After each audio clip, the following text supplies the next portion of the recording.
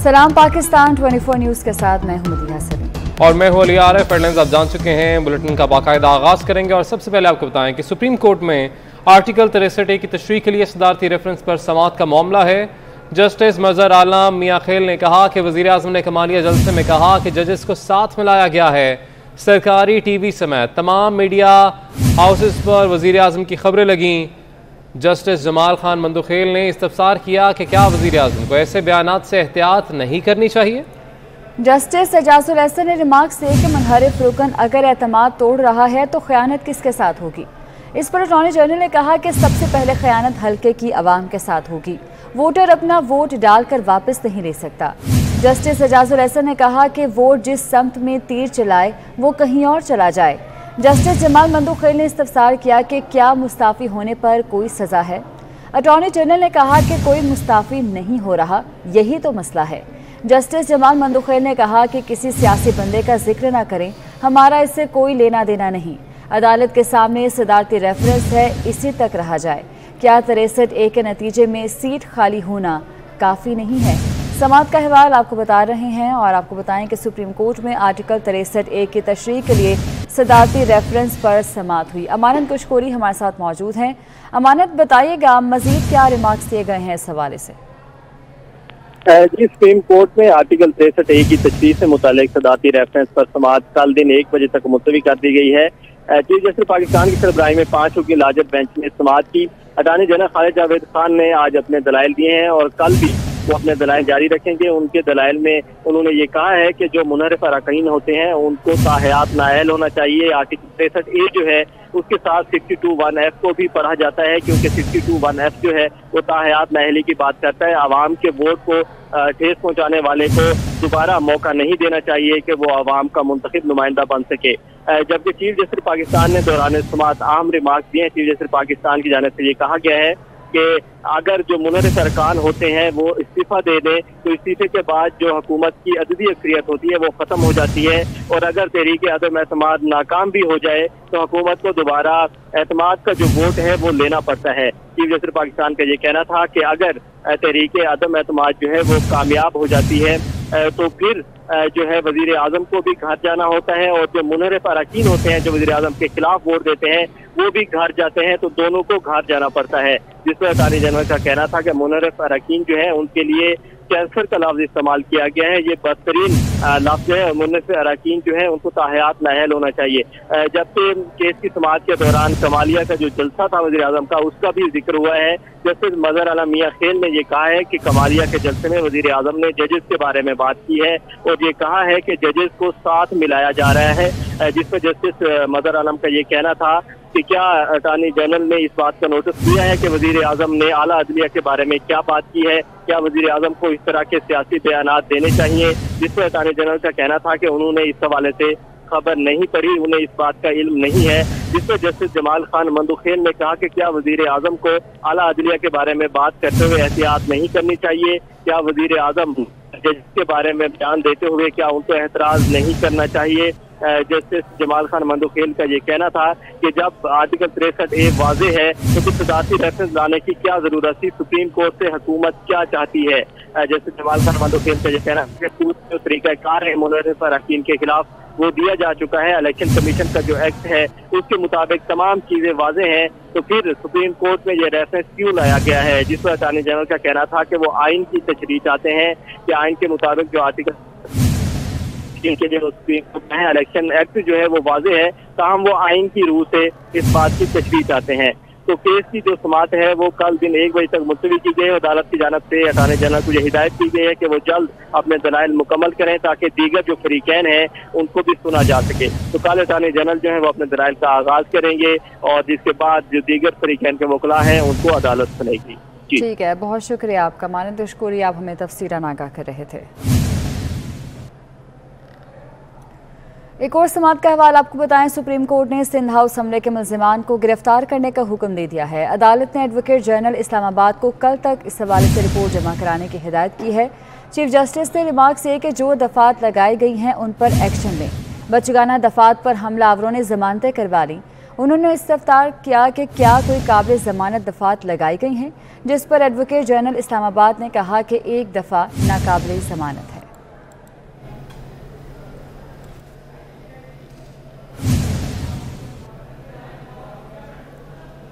अब आपको बताएं कि chairman Peoples Party Bilawal Bhutto Zardari, Asif Ali Zardari और शहबाज शरीफ पार्लियामेंट हाउस पहुंच गए हैं। बिलावल भुट्टो जरदारी कौमी असम्बली में शिरकत से कबल मुत्तहदा अपोजिशन के मुश्तरका इजलास में शिरकत करेंगे। तो आपको अपडेट कर रहे हैं chairman Peoples Party Bilawal Bhutto Zardari, साबिक सदर आसिफ अली जरदारी और opposition leader Shehbaz Sharif parliament house पहुँच गए हैं। बात करेंगे मैं नुमाइंदे उस्मान जावेद मलिक से। जी उस्मान, बताइएगा। देखें, आज जो इंतहाई पार्लियामेंट में उसमें शिरकत की साबिक सदर बिलावल भुट्टो इस वक्त पार्लियामेंट हाउस पहुंच चुके हैं। 4 बजे को उस्मान हमारे साथ ही रहेगा, अपने नाज़रीन को हम अपडेट कर रहे हैं। Chairman Peoples Party Bilawal Bhutto Zardari, साबिक सदर आसिफ अली जरदारी और opposition leader Shehbaz Sharif parliament house पहुंच गए हैं। कौमी असम्बली इजलास से कबल मुत्तहदा अपोजिशन का मुश्तरका इजलास भी होगा।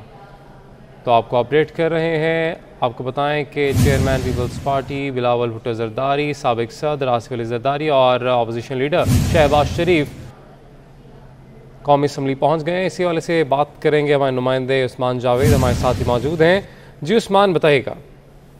देखें, साबिक सदर आसिफ अली जरदारी और chairman Peoples Party Bilawal Bhutto Zardari कौमी असम्बली के इजलास में शिरकत के लिए पार्लियामेंट हाउस पहुंच चुके हैं। कौमी असम्बली का इजलास शाम 4 बजे शुरू होगा। उससे कबल मुत्तहिदा अपोजिशन का इजलास अपोजिशन लीडर शहबाज शरीफ की ज़ेर सदारत होगा। उस इजलास में साबिक सदर आसिफ अली जरदारी, बिलावल भुट्टो जरदारी समेत तमाम पार्टी के पार्लिमानी लीडर्स अपोजिशन के इजलास में शरीक होंगे। और आज जो कौमी असम्बली का इजलास 4 बजे शुरू होगा, उसमें तहरीक अदम एतमाद भी एजेंडे के ऊपर शामिल है। उस हवाले से मुशावरत की जाएगी और तमाम अपोजिशन मुशावरत के लिए अब से कुछ देर बाद ये मुशावरती इजलास शुरू होगा। और उसमें तहरीक अदम एतमाद के हवाले से जो आज कौमी असम्बली का इजलास है उसकी हिकमत अमली तय की जाएगी और उसके बाद कौमी असम्बली के इजलास में शिरकत की जाएगी। अब से कुछ देर कबल ही chairman Peoples Party Bilawal Bhutto Zardari और साबिक सदर आसिफ अली जरदारी अपने चैम्बर में पहुंचे हैं। अपोजिशन लीडर शहबाज शरीफ भी अपने चैम्बर में पहुंच चुके हैं और अब से कुछ देर बाद ये अपोजिशन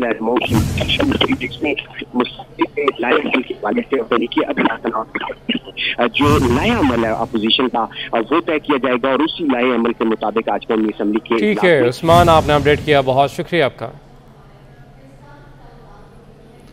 नायब सदर मुस्लिम लीग नून मरियम नवाज कहती हैं कि मुल्की मसाइल का असल हल फ्रेश इलेक्शन और फ्रेश मैंडेट है।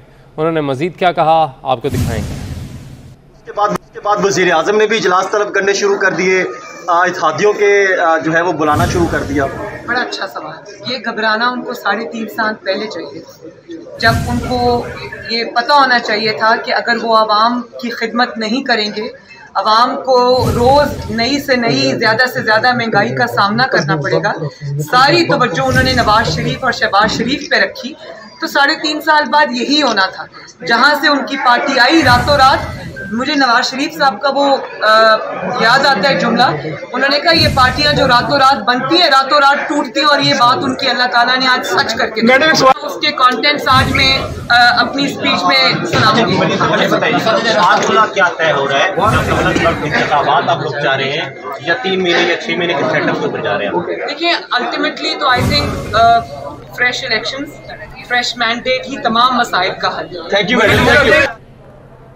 वज़ीर आज़म इमरान खान ने रात को किस आलमी साजिश का जिक्र किया? वो कौन सी साजिश है जिसकी खबर हामिद मीर ने 12 जनवरी को दे दी थी और नसीम जहरा ने अपने 14 मार्च के कॉलम में भी बता दिया था? हामिद मीर कहते हैं कि तहरीक अदम एतमाद की खबर अपने कॉलम में दे दी थी और 22 हुकूमती अरकान के नाम भी बताए थे जो हुकूमत का साथ छोड़ जाएंगे। ये आलमी साजिश नहीं, हुकूमती कारकर्दगी से तहरीक अदम एतमाद आई है। नसीम जहरा साहबा ने 14 मार्च को एक कॉलम लिखा था इंडिपेंडेंट में, और उसमें उन्होंने कहा था ये कोई बैनुल अक़वामी साजिश नहीं है, इमरान खान साहब जो है वो अपना जो तर्ज़ हुकूमत है उसकी फिक्र करें। और ये जो तहरीक में एतमाद है, इसके बारे में मैंने तो 12 जनवरी 2022 को लिखा था, कॉलम लिखा था, उसने खबर ब्रेक की थी कि तहरीकत में एतमाद आ रही है, और उसमें यह भी लिखा था कि 22 MNA जो है तहरीक इंसाफ के वो इस बगावत में शामिल होंगे, और उनमें से कुछ के नाम भी लिखते थे, और वही लोग हैं जो सामने आए हैं। तो ये कैसी बैनुल अक़वामी साजिश थी जिसकी खबर जो है वो मैंने जनवरी में दे दी, और नसीम ज़हरा साहबा जो है वो 14 मार्च को लिख रही है कि कोई बैनुल अक़वामी साजिश नहीं है। ये आलमी साजिश नहीं, हुकूमती कारकर्दगी से तहरीक अदम एतमाद आई है, ये कहना है हामिद मीर का। इस हवाले से बात करने के लिए हमारे साथ मौजूद हैं नसीम ज़हरा साहिबा। मैडम, बहुत शुक्रिया आपके वक्त का। 14 मार्च के कॉलम का जिक्र किया गया है जिसमें आपने खबर दी थी, इस हवाले से बताइएगा क्या खबर दी गई थी?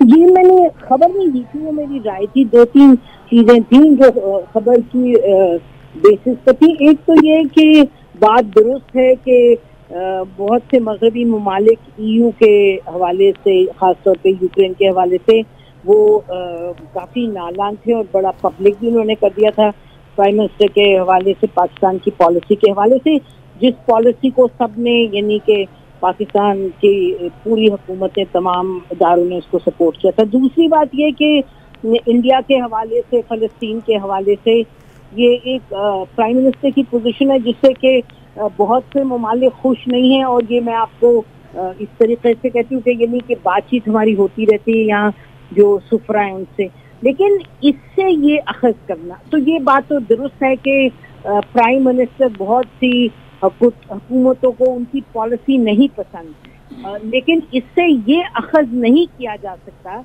कि इसके नतीजे में कोई कंस्पिरेसी, कोई साजिश हुई है। मैंने कॉलम में ये लिखा था कि ये साजिश की कोई बात नजर नहीं आती, और अगर ये तो अब जो कल प्राइम मिनिस्टर ने बात की है कि उनके पास खत है, तो इसमें तो मैं ये कहूंगी कि फिर सबूत सामने लाने की जरूरत है। प्राइम मिनिस्टर ने ये जरूर कहा कि मैं इस बात पब्लिक नहीं करना चाहता खत की, क्योंकि उसके नतीजे में फिर मुल्क को कोई मुश्किलात का सामना हो सकता है, लेकिन बात उन्होंने ऐसी की है जिसका कोई ना कोई सबूत मिलना चाहिए। और मैं ये भी कहना चाहती हूँ, और ये मैं आपको खबर दे रही हूँ कि ये हमें बड़े बावसूख जराए ने बहुत सीनियर लेवल पे हुकूमत में, सिविलियन गवर्नमेंट में ये बताया गया कि वो जो खत है वो जो आर्मी की कमांड है, टॉप कमांड, उसने भी देखा है। तो ये मैं आपको फिर बता रही हूँ कि ये हुकूमत की तरफ से बहुत सीनियर लेवल पे ये कहा गया कि जब हमने खत की बात की कि जी खत दिखाया जाए, क्योंकि इतनी बड़ी अगर बात कह रहे हैं तो ये इस बिना पर हुकूमत की बात तो नहीं मानी जा सकती कि बस जलसे में एक बात की और एक कागज लहराया है। तो उस पर यह कहा गया कि खत जो है वो आर्मी की लीडर जो कमांड है उन्होंने देखा, टॉप कमांड ने, लेकिन वो खत उसको पब्लिक नहीं किया जा सकता। तो मेरा ख्याल है कि बात जो है कि साजिश हो रही है और कोई हुई है साजिश, उसका कोई सबूत सामने नहीं है। ये कहना कि एक पार्टी यानी पीपल्स पार्टी या PMLN ये वो कोई साजिश में मुलव्वज़ है, उसका वो तो बात हो ही नहीं सकती दुरुस्त जब तक ये कोई हमें एविडेंस सामने ना आए। और नंबर 2 के ये कहना कि कोई गैर मुमालिक साजिश करें, ये जरूर कहा गया कि थ्रेट का खत लिखा गया है, वो थ्रेट का खत लिखा गया है जो कि पब्लिक नहीं किया जा सकता। और जो ये कहा गया कि आर्मी की टॉप कमांड ने वो खत देखा है जिसमें कि थ्रेटन किया गया है पाकिस्तान को। तो मेरा ख्याल है कि अब बात अगर आगे बढ़नी है साजिश वाली, जो कि इस वक्त तक जिसका कोई सबूत सामने नहीं है, यानी कि कोई जिसे कहें कि इनकॉन्ट्रोवर्टिबल एविडेंस, कोई फर्म एविडेंस सामने नहीं है। अगर कोई फर्म एविडेंस है तो फिर कोई सामने आना चाहिए, क्योंकि बाहर के ममालिक के साथ ताल्लुकात अहम है, लेकिन इस वक्त पाकिस्तान की सियासत जिस मोड़ पे खड़ी है वो भी बहुत अहम है, पाकिस्तान के लिए बेइंतहा अहम है। इसलिए अगर एक बात कही जाती है कि कोई किसी बाहर के मुल्क ने थ्रेटन किया है हुकूमत को और पाकिस्तान को, तो फिर ये चीज़ पब्लिक होनी चाहिए। ठीक है, बहुत शुक्रिया आपका। नसीम ज़हरा साहबा सीनियर तज्ज़ियाकार अपना तज्ज़िया दे रही थी, बहुत शुक्रिया आपके वक्त का। क्या स्पीकर कौमी असम्बली आज तहरीक अदम एतमाद पेश होने देंगे? कौमी असम्बली का इजलास कुछ ही देर में शुरू होगा। इसी वाले से बात करेंगे हमारे नुमाइंदे उस्मान खान से। जी उस्मान, बताइएगा, कुछ ही देर में इजलास शुरू होगा। जी बिल्कुल, अपोजिशन जमातों ने अदम एतमाद जो वज़ीर-ए-आज़म पर जमा करवाई थी, उस रेगुलेशन पर इजलास हुआ था और फिर उसको मुलतवी कर दिया था। आज दोबारा इजलास होने जा रहा है और इजलास का जो एजेंडा जारी हुआ है, एजेंडे के मुताबिक तहरीक अदम एतमाद पहले नंबर पर है। आज जैसे ही कौमी असम्बली का इजलास शुरू होगा, इजलास शुरू होते ही तिलावत कुरान पाक होगी और उसके बाद कौमी तराना होगा और कौमी तराने के बाद जो है वो तहरीक अदम एतमाद की जो तहरीक है वो बहस के लिए जो है वो पेश होगी। अपोजिशन लीडर शहबाज शरीफ ये तहरीक पेश करेंगे, जिसके बाद 152 अरकान जो है वो इसके हक में अपना वोट खड़े होंगे। जैसे ही तहरीक के लिए पास होगा तो हमारे ज़राए के मुताबिक इजलास को 2 रोज के लिए मुलतवी कर दिया जाएगा। 2 रोज बाद दोबारा इजलास बुलाया जाएगा। जब दोबारा इजलास बुलाया जाएगा तो उसमें बहस शुरू होगी। अपोजिशन लीडर शहबाज शरीफ इस बहस का आगाज करेंगे और उसके बाद जो अपोजिशन के पार्लिमानी लीडरान है वो इस पर तफसीली बहस करेंगे, जिसके बाद इजलास को एक बार फिर मुलतवी किया जाएगा और कुछ दिनों बाद दोबारा इजलास वोटिंग के लिए बुलाया जाएगा। एजेंडा तो जारी हो चुका है, अब देखते हैं कि इस एजेंडे पर आज के इजलास में कितना अमल दरामद होता है और एजेंडे पर तो दीगर जो जनूबी पंजाब का आईनी सूबा है उसकी तहरीक भी एजेंडे पर शामिल है, मगर अपोजिशन का यकीनी तौर पर देखना यही है कि आज एजेंडे पर किस हद तक अमल दरामद होता है। उस्मान हमारे साथ ही रहेगा, सीनियर तज्ज़ियाकार सलीम बुखारी साहब हमें ज्वाइन कर चुके हैं। सर बहुत शुक्रिया आपके वक्त का। आज इजलास होने जा रहा है, 4 बजे का वक्त दिया गया है और जैसे कि उस्मान ने बताया कि एजेंडे में किस कदर अमल दरामद हो पाता है ये आज देखना होगा, क्योंकि हो सकता है मजीद इसको डिले किया जाए। क्या कहेंगे आप इस तमाम तर सूरत हाल पर, आपको क्या लगता है? मेरे ख्याल से पहले चूंकि उस्मान जो है वो बिल्कुल एपी सेंटर के बिल्कुल पास बैठा है तो उसकी इंफॉर्मेशन पर हमें रिलाई करना चाहिए। लेकिन जो 2 बातें मैं अर्ज करना चाहता हूँ वो ये है कि एक तो अब के पास राह फरार के ज्यादा रास्ते नहीं रहे, उनका जीरो इन होता जा रहा है। उनको आज ये पेश करवानी होगी, ये टेबल अगर आज नहीं होती है तो फिर स्पीकर के खिलाफ भी बहुत बड़े एहतजाज के लिए तैयार रहना चाहिए। वो जितना डिले कर सकते थे उन्होंने कर दिया है, अब उनके पास आगे रास्ते आईनी तौर पर तो कोई नहीं है। रूल ऑफ बिजनेस को भी अगर आप देखें तो वो एक दफुंतनी है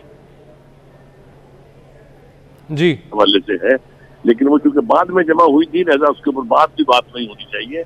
तो मेरी राय में तो मेरे नहीं दे सकते अरकान असेंबली को और अपोजिशन को, उनको आज ये टेबल करनी होगी, ये तो कोई 2 राय नहीं है।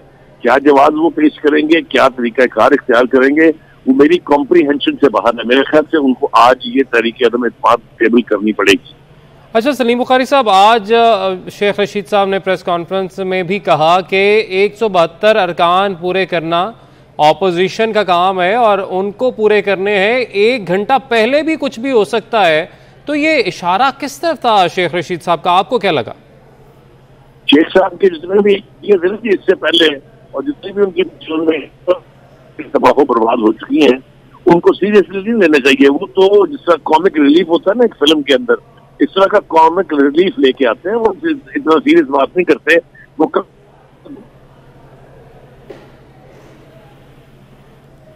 ठीक है, बहुत शुक्रिया सलीम बुखारी साहब, सीनियर तज्ज़ियाकार हमारे साथ मौजूद थे, हमें अपना तज़िया दे रहे थे, जबकि उस्मान खान हमें तफसीलन इस हवाले से आगाह कर रहे थे। उस्मान आपका भी बहुत शुक्रिया।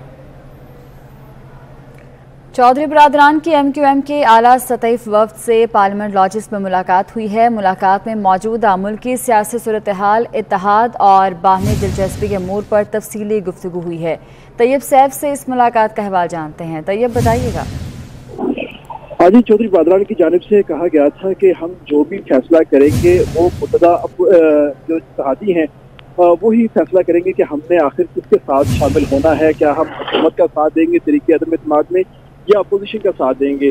तो इस हवाले से कुछ देर पहले जो हुकूमती वफद है उससे चौधरी परवेज इलाही से मुलाकात की थी और उस मुलाकात के अंदर दीगर जो पार्लियामेंट मेंबरान थे पाकिस्तान मुस्लिम लीग काफ के वो भी शामिल थे। बाद में सेम टू सेम जो वफद है जिसके अंदर चौधरी परवेज इलाही, चौधरी मोहम्मद इलाही, तारिक शेख चीमा और वो तमाम के तमाम दीगर लोगों के साथ पार्लियामेंट लॉजिस पहुंचे, जहाँ पर उन्होंने पहले MQM के वफद के साथ मुलाकात की, उसके बाद BNP के वफद के साथ उन्होंने मुलाकात की है, जिसमें उन्होंने इस बात के ऊपर तशरीह की है कि आखिर उनका जो मुश्तरका लाहे अमल होगा वो क्या होगा और आखिर उनके जो मफादात हैं आने वाले वक्त के अंदर वो किस हवाले से होंगे। तो MQM की तरफ से इस तरह जो उनका पार्लियामेंट वफद था तमाम का तमाम इसके अंदर शामिल था, जिसमें आमिर खान और खासतौर पर खालिद महमूद सिद्दीकी और वसीम अख्तर वो इस वफद के अंदर शामिल थे, जहाँ पर ये तमाम बातें हुई हैं। लेकिन बातों के बाद उन्होंने किसी भी किस्म के जो मीडिया स्टेटमेंट है वो जारी नहीं की। फौरी तौर पर उसके बाद पार्लियामेंट के सेशन में शिरकत करने के लिए पार्लियामेंट की तरफ रवाना हो गए। जी ठीक है, बहुत शुक्रिया आपका। उधर शाहजैन बुगटी ने अपोजिशन की नशिस्त अलॉट करने के लिए स्पीकर कौमी असम्बली असद कैसर को खत लिखा है। शाहजैन बुगटी ने अपोजिशन की नशिस्त अलॉट करने का मुतालबा किया है। उनका कहना है कि हुकूमत का हिस्सा नहीं रहा, इसीलिए मुझे अपोजिशन में शुमार किया जाए। इस हवाले से उन्होंने स्पीकर कौमी असम्बली असद कैसर को खत लिख दिया है। शाहजैन बुगटी ने अपोजिशन की नशिस्त अलॉट करने का मुतालबा किया है और ख़त में कहा गया है कि हुकूमत का हिस्सा नहीं रहे, इसीलिए उन्हें अपोजिशन में शुमार किया जाए। शाहजैन बुगटी, जिन्होंने गुज़श्ता रोज़ chairman Peoples Party Bilawal Bhutto Zardari से मुलाकात के बाद अपोजिशन की हिमायत का ऐलान किया था, उन्होंने स्पीकर कौमी असम्बली असद कैसर के नाम ख़त लिखा है, जिसमें उनका कहना है कि अब वो हुकूमत का हिस्सा नहीं रहे, इसीलिए उन्हें अपोजिशन में शुमार किया जाए और नशिस्त अलॉट करने का मुतालबा किया है शाहजैन बुगटी की जानिब से। शाहजैन बुगटी भी अपोजिशन जमातों के इजलास में शिरकत के लिए पहुँच गए हैं। नायब सदर मुस्लिम लीग नून मरियम नवाज और हमजा शहबाज का जहलम पहुंचने पर पुरतबाक इस्तकबाल किया गया है। मुस्लिम लीग नून के रहनुमाओं और कारकुनान ने क़यादत के हक में नारेबाजी की, जिस पर मरियम नवाज ने हाथ हिलाकर कारकुनों की हौसला अफजाई की।